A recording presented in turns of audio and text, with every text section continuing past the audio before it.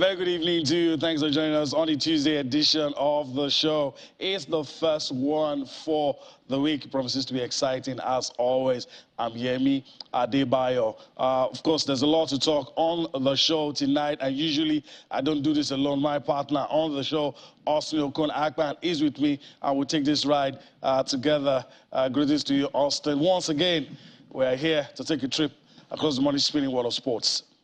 Sporty greetings to you, Yemi, and of course our viewers joining us from different parts of the world. Always a delight to be on the show to talk sports, still an action-packed world of sports.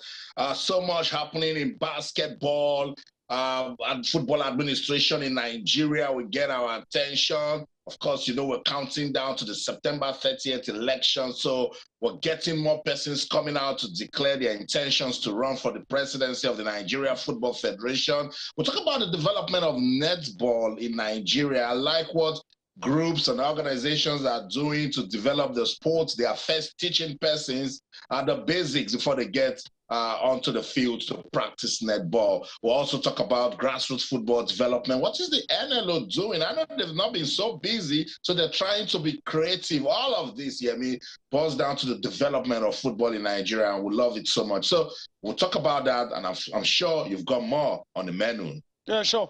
The U.S. Open. What a lot of people thought was going to be the farewell yesterday didn't turn out to be farewell. Serena Williams said, look, I'm enjoying it. I'm enjoying it. Don't rush me out. So she's still there. We'll talk about that. We'll come to your end at some point to talk about the English Premier League. Some matches currently going on as we speak. And you've already talked about all the other things we're going to be talking about. So let's just dive straight into it. A lot happening in basketball, like you said. Let's talk about the last time the D-Tigers were out against African powerhouse Angola. It didn't turn out the way we expected it to. And for some people, the D-Tigers are in a position you probably may call a precarious situation right now, because it will take a lot for them to get what we expect them to get, which is qualifying for the FIBA Basketball World Cup. They're going through the African qualifiers. They've used this window. There's still one more window left. But let's go through these issues. I'm very sure our viewers will begin to see the pictures as they come in. Nigeria, Angola, when they won that second game against Guinea, we thought maybe the third game they were going to be able to, but it didn't turn out the way we expected. And now it looks like the chances in peril. Yeah, I said what I said when we, had that self-imposed ban. It was a major setback. I think I said it that it would take our basketball 10 years backwards. And that's what we're saying. And it's a clear testament of what you reap. What you sow, you reap.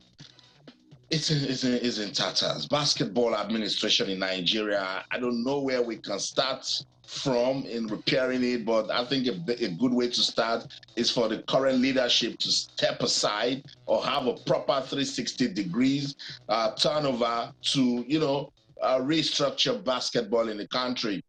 Look, it has gone beyond you just wake up and say because you're Nigeria, you get onto the basketball court and then you beat teams. Even smaller teams are beginning to step up, and everything that has happened at these African qualifiers, it's just a reflection of the country's leadership, because you just can't put together a team and expect them to go out there and just beat persons and pick tickets to go for international competitions. The times are changing. You got to be deliberate with your planning. You got to be purpose-driven. It must be top-notch preparation. Players and officials must be comfortable to go represent the country and give 100%. I remember I told you that I would take whatever basketball gives to us right now because I don't have any expectation. I've seen that leadership is terrible. Leadership is poor, and everything rises and falls on leadership. So when we're not getting it right with the leadership, it goes beyond just coming out to say, oh, now there's peace in basketball in Nigeria. We're not hearing from the president. We're not hearing from people who are in charge of basketball in the country. There's no proper organization.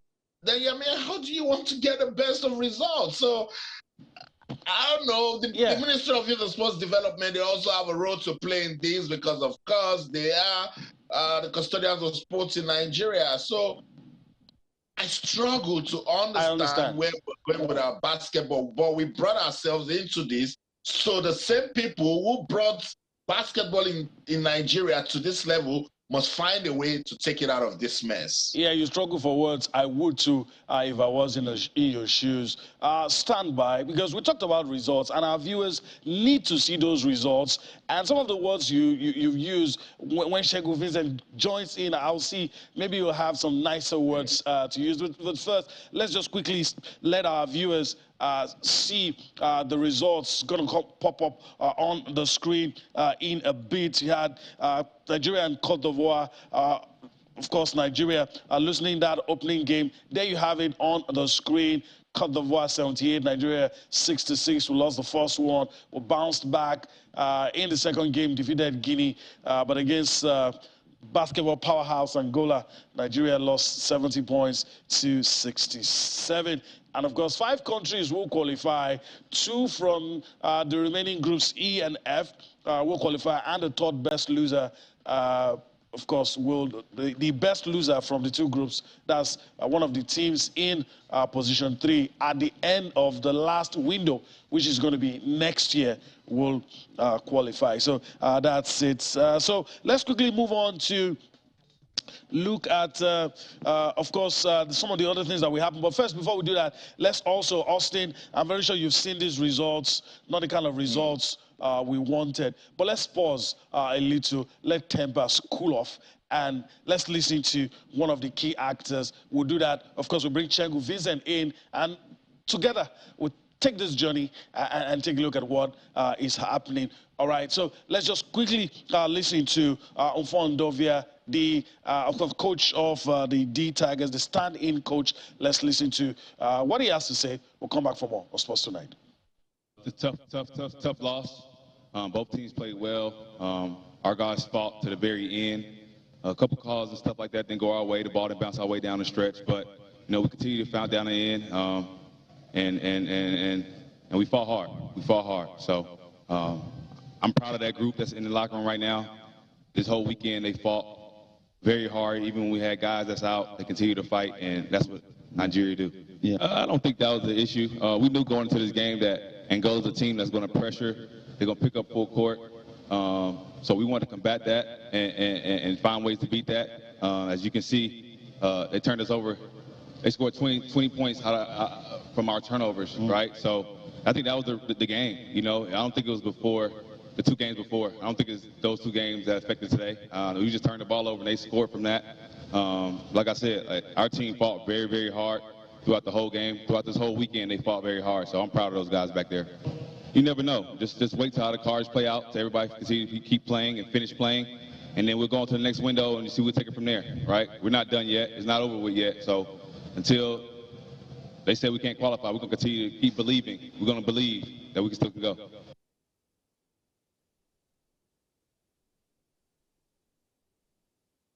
All right, Ndovia there speaking his mind. Of course, you know how hard the task is. Based on some of the comments the coach has made. All right, Segun Vincent joins us now. Segun, greetings to you. Thanks for joining us on a day like this when our tongue is getting twisted, tied, talking about basketball. But I want to thank you. And let's just dive straight into some of the things you've heard me talk about. Well, of course, Mr. Austin spoke about, I beg your pardon, spoke about the whole arrangement, the NBFF, and how that affected our sports, you know, the ban and all of that. But the players are still trying to do their job and take away their mind of the politics of the game, and they're trying to place their mind on the court. And they lost the first game, they won the second game, and they lost against Angola.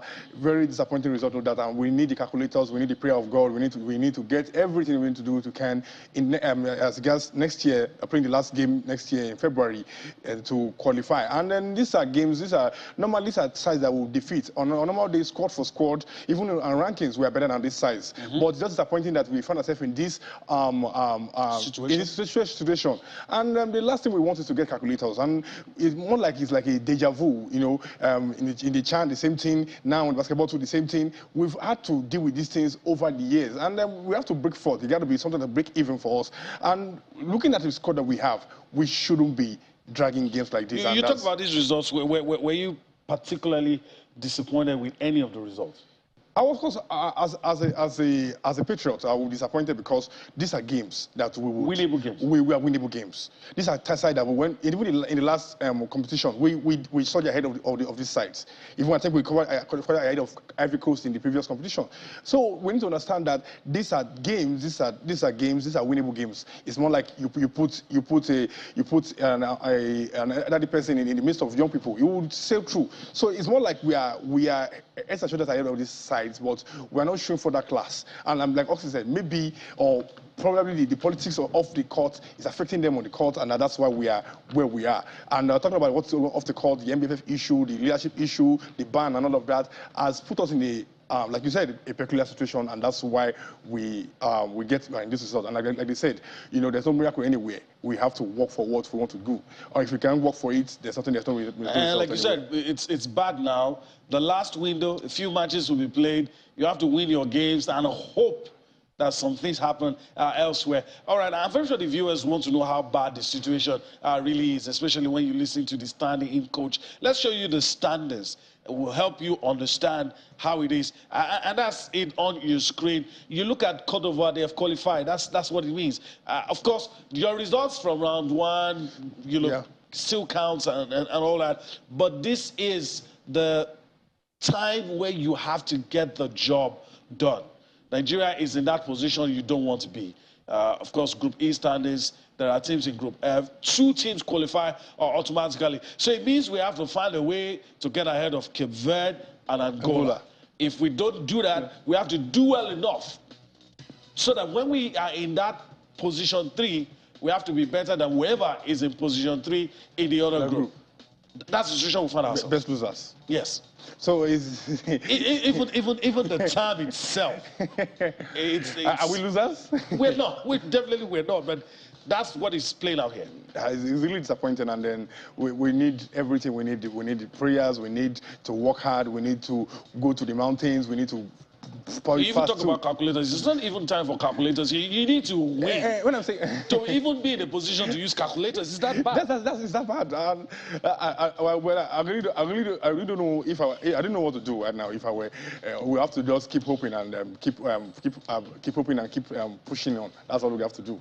So the 5th window is going to be between February 20 to 28 next year. And that's it. That's the final window of fixtures, February 24. We're going to play against Côte d'Ivoire, February 25. We're going to play against Guinea. Then, of course, 26, play against Angola. It's not impossible to expect that we win these 3 matches. You know, if we get our house in order, get the guys that should play. The timing of the window, too, some have complained that it probably didn't help the situation. But what do you expect from these games? The first game against Ivory Coast will really be a bit determinant on how far we will go. Although by that time the NBA will have resumed, so there might be issues of players, you know, leaving the NBA, coming back to. But we still have we have other players in other leagues, you know, that can still go for the good job. But that game is a must-win for us. If we don't win that game, we are technically down and out, because we have to win the remaining 2 games and hope for better results in the other group, which is more like you're shooting yourself at your foot. Better results meaning the others don't do well. Yes. All right. Austin, we're where we are. You looked at our final window, and what do you think the D-Tigers can salvage from that final window, knowing that first 2 qualify? Then if you're in the 3rd position, you had better do well and be, you know, better than the other person in that group. We know we shouldn't be talking about the Tigers in this kind of situation, but that's where we find ourselves. So what can be done? Can the situation still be salvaged? So, I mean, these guys can only come out, do their best as professionals. I'm sure they want to qualify for every competition that, you know, that they can, but it is what it is. When you looked at that table, I'm as disappointed as you and as Segun Vincent, but it is what it is. Am I expecting anything? No. I told you from when we announced that suspension that everything I have about basketball dropped, because it is probably what we need to do. Persons who know they don't have any business to do with basketball administration in Nigeria, need to suspend themselves or just clean their hands and, back off so that we get professionals to run the sport in the country. As for the players, you can only give what you have. You know what I mean? So they go out there, play the best of their basketball, but how many of all of the sad tales you hear from Nigeria do you hear from Cote d'Ivoire or Mali or Angola or even Cape Verde? These people are serious with their basketball, and they've looked at it as Nigeria, a country that we respect, that's blessed with so much talent. If they don't want to develop, if they don't want to stay at the top, then let them stay average and we will keep getting better. And that's clearly what you've seen on the table. What can they salvage? In the final window, they will come out and play basketball. That's what they will do. That's what they've done in the first 3 windows, and that's where they are on the table.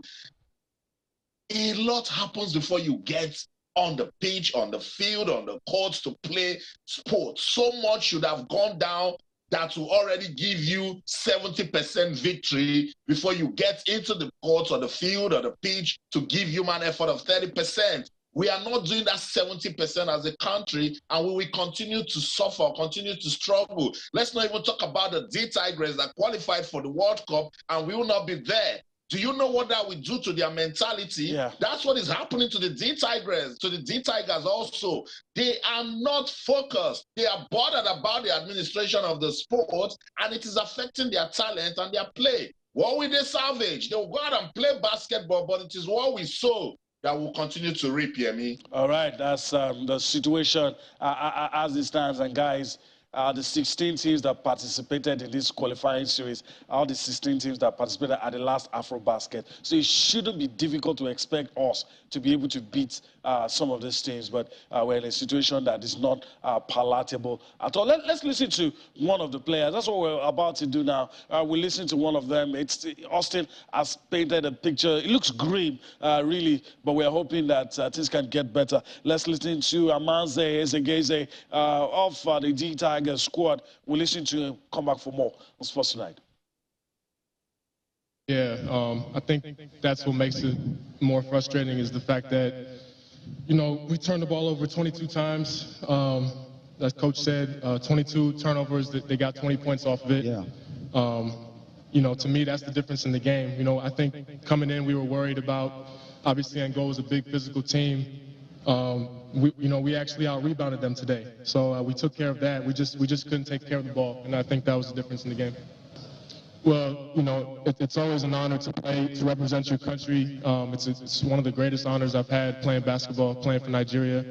Through all the ups and downs, we've had a solid group that always tries to come back, and I'm just glad to be one of the guys that they call. It's always an honor to come and play. As for us going forward, I think we all believe that we know we have great talent all across the country, all across the world, Nigerian basketball, and I think it's just about us coming together and staying together. Coach's 3 points of emphasis this week was, unity, gratitude, and joy. And we tried to, have that mantra all week, through the ups and downs. Unity, staying together through, tough calls, things not going our way. Gratitude, just it's an honor. It's a privilege to play for Nigeria, to wear this across the jersey, and then just having fun with it. And we live with the results, that we can control. So. All right, that's it. Of course, one of the players, Amanze Ezegeze. Austin, we're going on a break in about 40 seconds. So I'm passing the ball to you, whatever you decide to do. I'm all well and good. The boys haven't done so well in the courts, through no fault of theirs. But I'm passing the ball to you. I mean, what else to be said? Maybe I should just go on that break, have a breather, and then come back and we move on to something else. But it is what it is. You hear the players, they already sound defeated. They need to do so much more to, jack up their mentality, boost their morale, and give this a grand finish. But it's looking so difficult for the D-Tigers, and it's not their fault. It's entirely on the administrators of basketball in Nigeria. Sports Tonight on Channels Television. Let's go on this quick break now. When we come back, sports and education and community development, how can we tie them together? We'll talk about netball and discuss it. Don't go anywhere. Stay.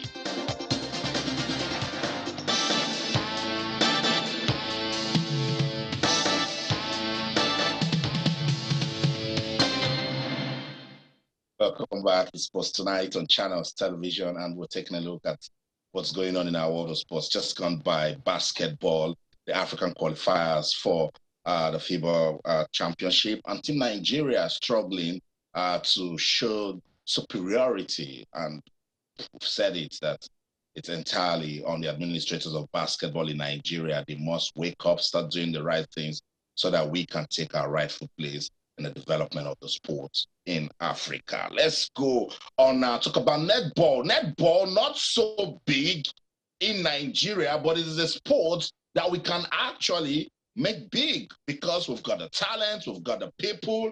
And so if South Africa can be doing so well with netball, Uganda doing well with netball, Namibia doing well with netball, Nigeria can also do well with netball. And you know why I like this one? Netball is a sport that is specifically targeted at girls and women. So the Community Sports and Education Development Initiative, CSED, they have a project they call Project 2027. What do they intend to do?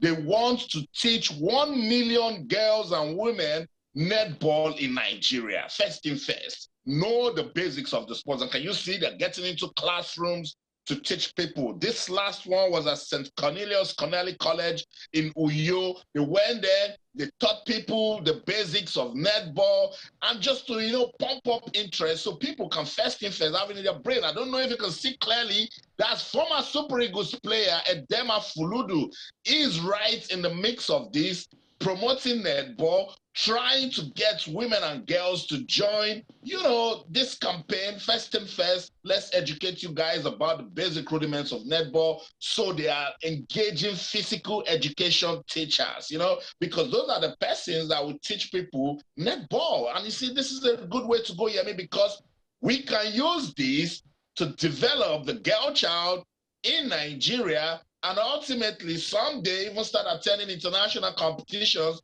But it all starts first with the knowledge of the sport. And that's why I want to say kudos to the Community of Education Development, CSED, for what they have done in ensuring that first thing first, they pass on the knowledge before people start playing netball.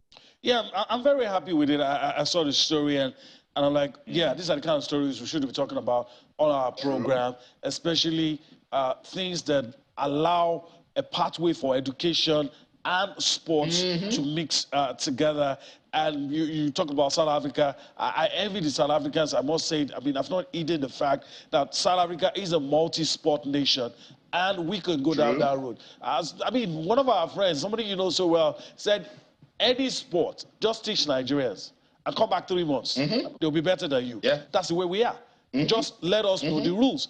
And now that the girls and the ladies, they're being taught the rudiments of the game, I'm very sure with the necessary support, because of course government also has a role to play. You know, we've never said they should hands off sports. It's just play your role, infrastructure, guidance, regulation, laws, all of those things that could back the sport. And the private sector can do what they're doing, training personnel, and all of it gels together. That's right. Yeah, and I think to just cut it short, the enabling environment, because CSED is an initiative put together by some persons, and they already have a target. Ashegun Visa, if you take a look at it, they say Project 2027, that by 2027, 1 million Nigerian girls and women should know about netball. They didn't say play. First thing first, know the sports, have good knowledge about it. But for now, they're using it to develop communities and to promote SDG 5, which is gender equality. I think this is the right way to go, Shegun. Don't you agree? Yeah. He said it's the right way to go. Don't you agree? Yeah, of course, it's the right way to go. What else can we talk about? You know, adjustments, training platforms, facilities, you know, and administration too, because we cannot take away administration from all of this, you know. And then how on earth how will we, as a country and as a nation, move our sport forward in the area of netball, football, and all of that. And we discussed basketball earlier. We talked about the issue that happened, and all of that. But the right way to go is putting the right things in place. Prior planning prevents failure. So if you plan well, prepare well, there's no, like you said, or like your friend said, that teach a Nigerian sport in 3 months' time, you're better than you. And there's no sky's the limit for what we can achieve in netball. All right. All right. I think that's a good place to leave it, Austin. let's address the elephant in the room. You already talked about it. September 30. A lot of people have marked that date on their calendar, and all the events now is leading up to that day. It's massive for football administration and management in Nigeria. After 8 years of Amaju Melvin Pinnick leading the Nigeria Football Federation, the country is about to have a new NFF president. And so many persons have come out, to show their intention to run for office. We've had Christian Emeruwa, former Super Eagles goalkeeper Peter Saidida, former NFF Secretary General Musa Amadu, and today, the first vice president of the NFF, Barrister Sheyi Akiwumi, declared his intention to run for the NFF presidency. And he tagged this campaign Football First. And he has said he will also use the grassroots because he believes that's the foundation. People should not ignore that's where they will start building from bottom to the top. He declared right there in Abuja. So we're getting ready for September the 30th. We're hoping that this time around, this candidate will give our football what it needs to go to the next level. Let's leave the talk for Sheyi Akiwumi. He's declared for the NFF presidency. Let's listen to him. We'll be right back.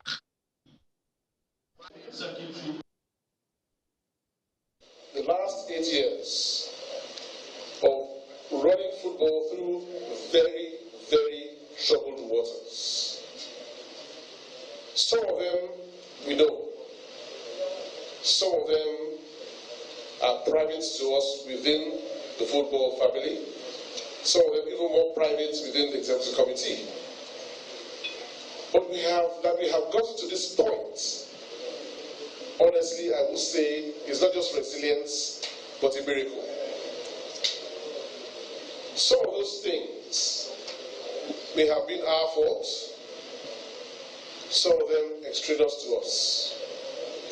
As for me, I accept liability for all the things that I may have done wrong over the 8 years.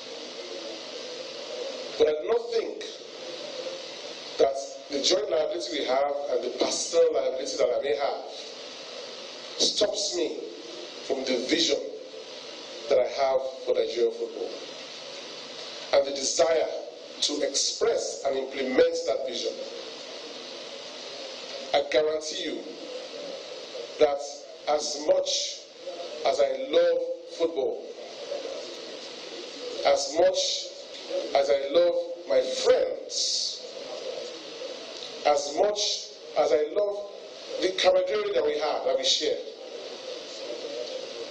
one thing is paramount in my mind, and that is football. Whatever the issues, football must come first. And we'll do grassroots football, and we'll have our players, young men, young boys, young girls, playing football to their heart's content. We'll have an organized system where we have under 11, under 13, under 15 footballers playing across the country in states.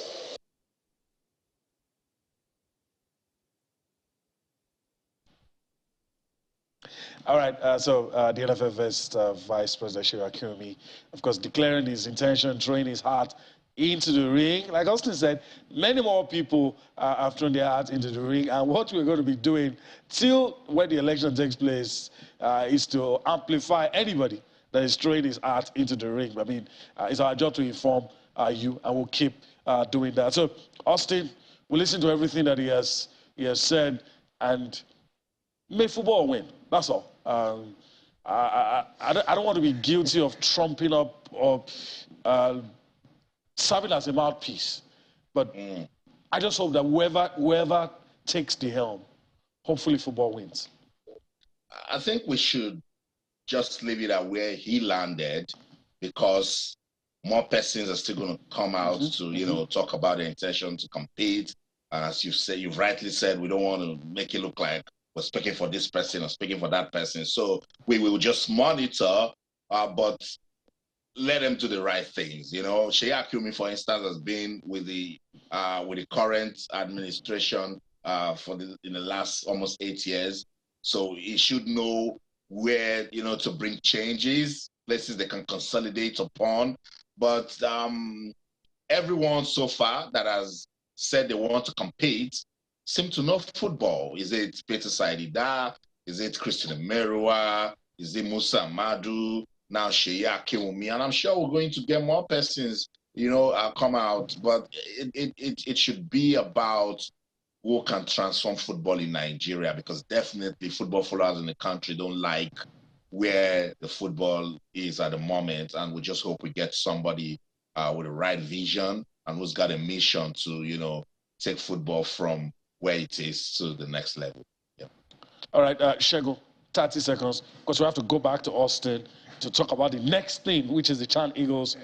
But it's good that it's an open field. A lot of people throwing their hearts into the ring. Yeah. The more the merrier, in my opinion. Yeah, the more the merrier, but we need quality, and then we need vision, we need insight, we need people that are level-headed, we need people that know what it is to manage and to run a proper federation. We need people that have the interest of people at heart, because empathy and vision is the bedmark of a leader. And then, like you said, like John Simmons once said, everything rises and falls on the leader. And then if we have a wrong leader, we enter into a big ditch. So the idea is, how can we get a proper leader who is vision? How ready are you if you want to be the leader? How ready are they? And are they going there for personal interest or for the interest of people? The answer to that question will determine if we're going forward or we're going backwards.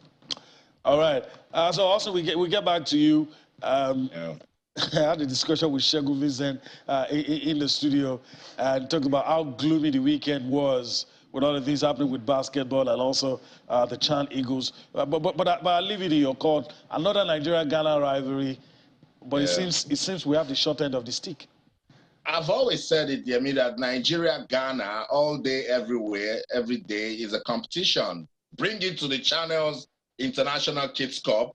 Nigeria-Ghana is a big deal, So with the Chan Eagles, all I could say was, with Ghana, we have already stopped them with the Falcons from qualifying for a competition. I knew it was going to be very difficult for this team. And in some cases, I've always said it, not some, most cases, with team sports, you need some level of understanding. You need some level of preparation.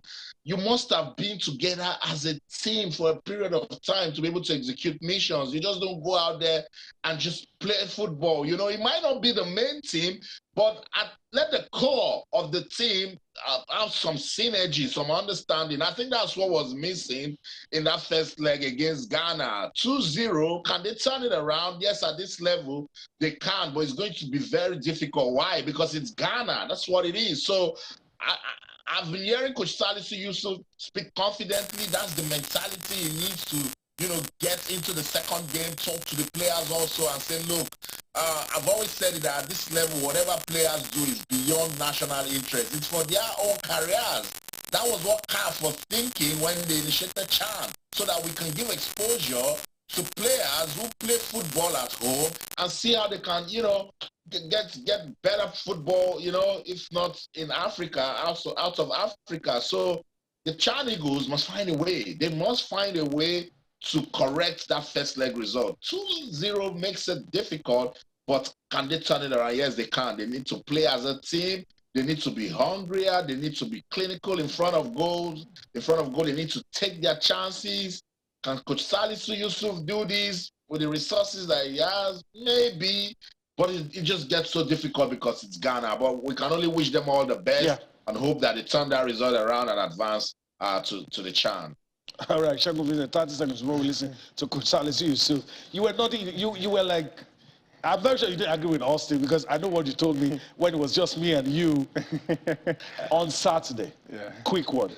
Nigeria, Ghana, can we overturn the 2-0 deficit? The Bible says that if you have faith, at least at the mustard seed, if you tell the mountain to remove, without any doubt in your mind. So it's possible, but on paper it's possible, but in reality, it's a tall order. But let's say I found out for the channel. Hopefully for them, they will get the best results. It's going to be tough, but it's football. Let's listen to Coach Salisu Yusuf, Yemi. Yeah. And when we come back, maybe we'll jump on some of the things they talked about to see if there's any hope for the Chan Eagles. Yeah. Yeah, after the game, I told the players that they really worked very hard to contain the Ghanaians. There was not a moment in the game that the Ghanaians outplay us. But we had a mistake. The second goal, the first goal was penalty. And the referee gave them the penalty. There's nothing we can do about it. Then the second goal towards the end of the game. So I still believe the players can work out with the players and still beat the Ghanaians here. If the players can put more effort than they put in Ghana. I know in Ghana they really put effort, but to be able to overwhelm the Ghanaians, we must add more effort so that we can overrun them all departments. And I believe the players are focused to do just that. It depends on this. We just had one injury with the Sadiq Abubakar from Aimba. He had a hit on his chest, but the doctor assessing him. We hope by tomorrow evening we see whether he can start training. Apart that, we don't have any injury, and we work very hard to see how we can be able to subdue the Ghanaians here. Yeah, the only assurance we'll give them for now is that we're going to work very hard to see that happen. But the assurance is in the field when we have done it. And I'm confident of the group because they came just going together 2 weeks and they put up a good fight. So I believe that this second game will be better than the first game. All right, Coach Salisu Yusuf saying the team will put up a good fight, and this second game, hopefully, they'll get the job done. That'll be Saturday, though, so we'll see what happens in that one. All right, guys, we have just about 3 minutes before we go on a break, and we still have a lot lined up. We've not even talked about tennis, but guys, let's just quickly talk about something happening here at home. Let's talk about, of course, the LSC Cup. Yeah, I got my tongue twisted there. So it is the Lekki Sports Consulting Cup. 12 teams battling for honors. Austin talked about grassroots competition. It doesn't get better than this, and we're always happy when we hear things like this. 12 teams battling for supremacy. It's an under-19 grassroots football tournament, and it's been organized as part of efforts to discover talents across the country because there are a lot of them all over. 8 goals were recorded on match day 1, and the 7-day tournament will be concluded on Sunday. Hopefully we'll be there for you to get the pictures. All right, let's just quickly listen to the key actors. Then take some reactions. We'll come back for more on Sports Tonight.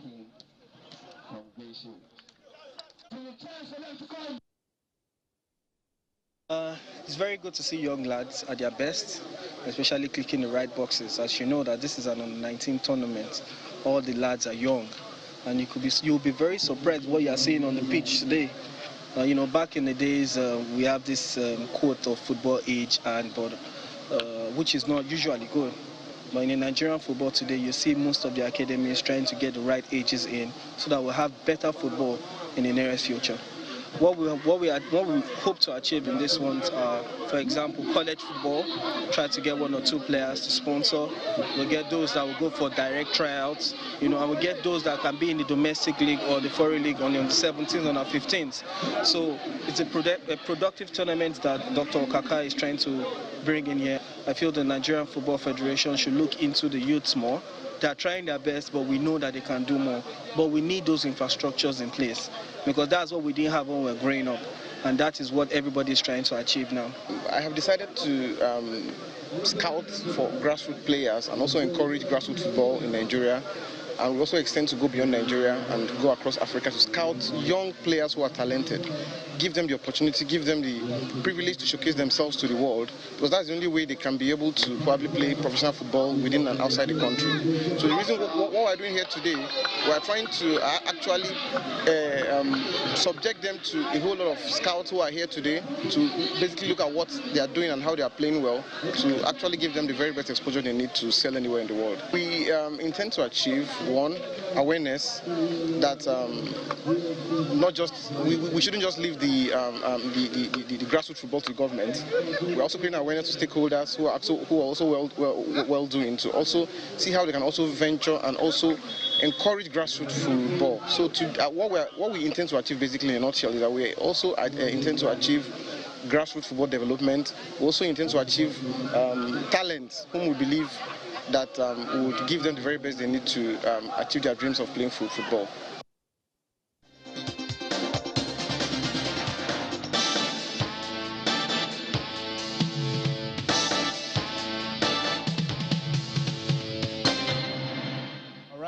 Guys, before we go, results coming in from the English Premier League. Let me quickly run through this.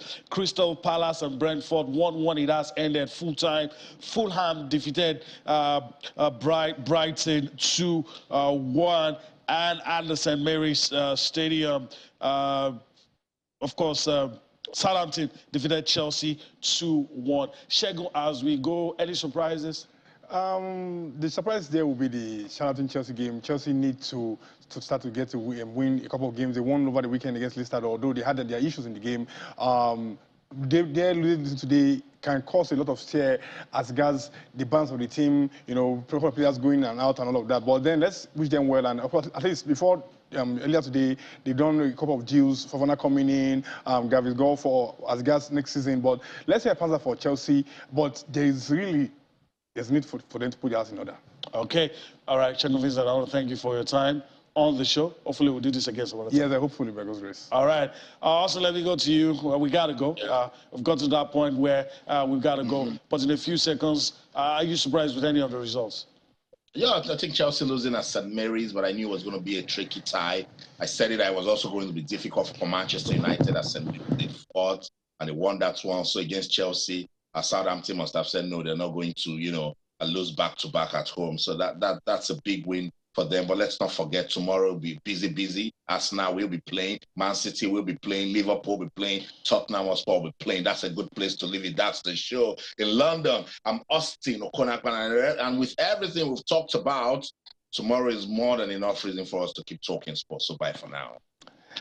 All right, that's the show today. We do hope that you've enjoyed everything we've been able to bring to you. We've taken you on a trip across the money spinning world of sports. We're going to do that again tomorrow, and there'll be more things to talk about. From the city of Lagos right here in Nigeria, I'm Yemi Adebayo. Bye-bye now.